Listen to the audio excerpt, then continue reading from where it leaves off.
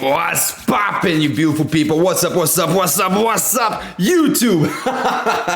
Welcome back to Trey's Trades. How are we doing? It's your boy Trey. I think that's what they call me. Coming back for a little short video here. I just want to talk about an important topic regarding AMC, and that is taxes. It is not a fun topic to talk about, giving your money to freaking Uncle Sam, but we do need to talk about it because I do think the squeeze is very close on the horizon, and I'm trying to give you guys some resources and things to think about for how to manage your wealth, your newfound income, once the time comes.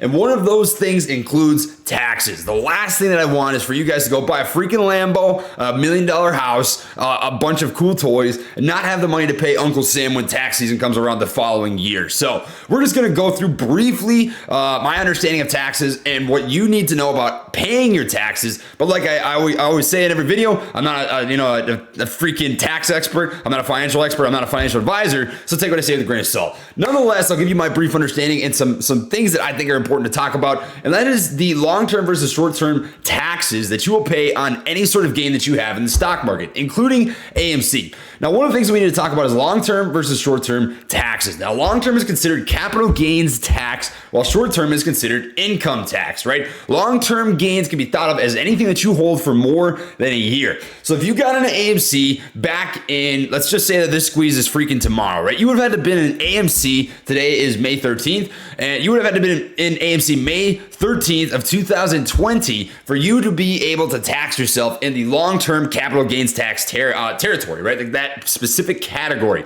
And you do get, tax breaks benefits for that where you don't pay as much tax. However, I think the majority of people are going to be in the short-term bracket, meaning that you held your security for less than a year, which means you're going to pay a little bit more taxes, right? Now, there's two specific brackets that I think are going to apply to the majority of people, and that is these two right here. So if you make somewhere between $418,000 and $628,000, you'll get taxed about 35% with an asterisk, right? Now, we're going to go over the actual bracket itself and show you what I mean by an asterisk. And if you make anything over $628,000 as of 2021, this number might go up with the Biden.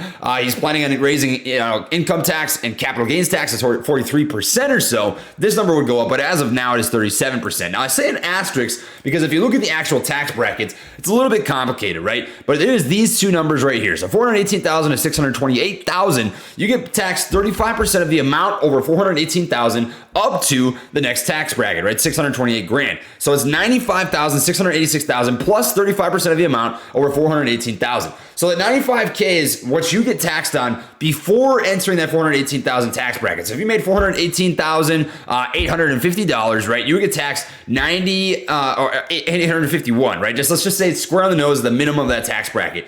$686,000 for everything underneath this tax bracket, and then 35% of the amount, anything over that exact number, right? So 35% of $1 would be 35 cents. You get the whole picture.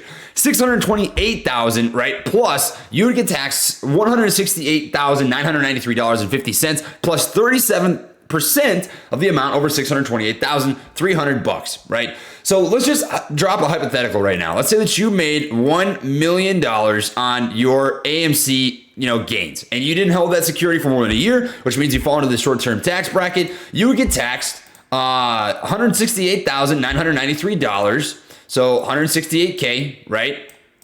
Plus 37% of the amount over $628,000. So if that was $1 million, right? We're just going to do some quick math. 1 million minus $628,301. That's 371 grand, right? So $371,000, and you get taxed 37% on that, right? So 37% of $371,000 is $137K. So you get taxed $168,000 plus $137,000, which ends up coming out to about, let me just do some quick math, $137,000 plus $168,000, $305K. So $305,000 is what you would end up getting taxed on out of your $1 million gain. So you need to make sure that you set aside that $305,000 at the end of the year in order for you to make sure that you're not getting dinged by Uncle Sam or the IRS. You definitely don't want a freaking IRS call being like, hey, where's my freaking money, man? Where's my money? Where's my attendees? You got your attendees, we need ours,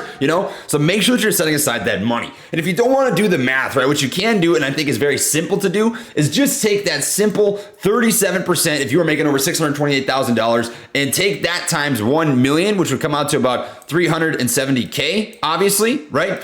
And that is what you want to set aside at the end of the year so that you can just pay that up straightforward to Uncle Sam when the time comes. We do not want you to get stuck paying a bill that you can't afford to pay. So like, you need to plan this into your budget for when the time comes, right? Do not default on taxes. You really don't want that to happen. It's never happened to me, but it can be freaking devastating. You can get stuff repoed, you can get stuff repossessed, right? You don't want that to happen. You don't want to lose your freaking car. You don't want to lose your Lambo. You don't want to lose your $1 million house. You need to pay these taxes. And it's really that freaking simple.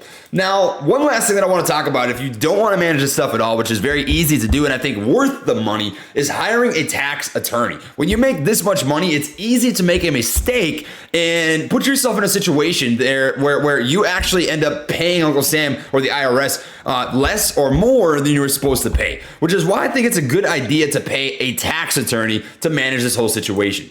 Now, this is coming straight from Thurvo.com if you want to use this as a resource. However, what I found is this. Most often, a tax attorney will charge a flat rate or an hourly fee in exchange for their professional services. Hourly. This is the most common pricing structure. Although each tax attorney will charge their own hourly rate, you can expect to pay anywhere between $200 and $400 per hour. If you hire an attorney from a large firm located in a major city, you can pay up to $1,000 an hour. Flat, there's also this opportunity as well, but this differs from attorney to attorney. I think it is worth it, and personally, I plan on hiring a tax attorney since I'm mostly unfamiliar with how the entire tax system works outside of what the percentages and the brackets look like, right?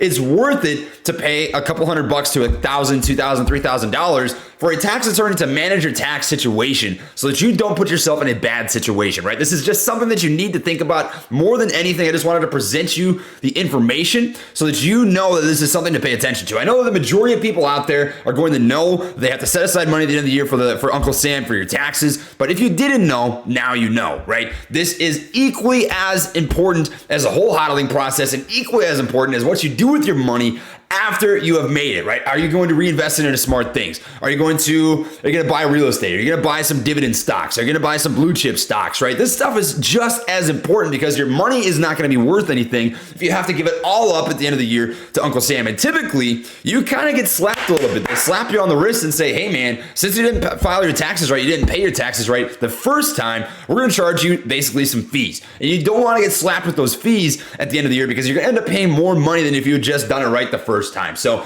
if you're not familiar with taxes, I do think it is a good idea to hire a tax attorney. They are literally licensed professionals that know how to do that stuff. I'm not a licensed professional. I'll tell you that right now. These guys know a lot more about taxes than I do. So personally, I do plan on making that happen for myself. And I think it's worth it if you don't know much about taxes for you to do as well. That's what I've got for this short little video, guys. Blah, blah, blah. I know the whole spiel. Drop a like, consider subscribing. I just wanted to give you guys a rundown on something that I think is equally as important as this whole process. It's not sexy. It's not fun to talk about, but it is important. So that's what I've got for you guys today. Thanks for watching, my friends, my family, my fellow Gorilla Gang. Catch you on the next one. Much love and peace.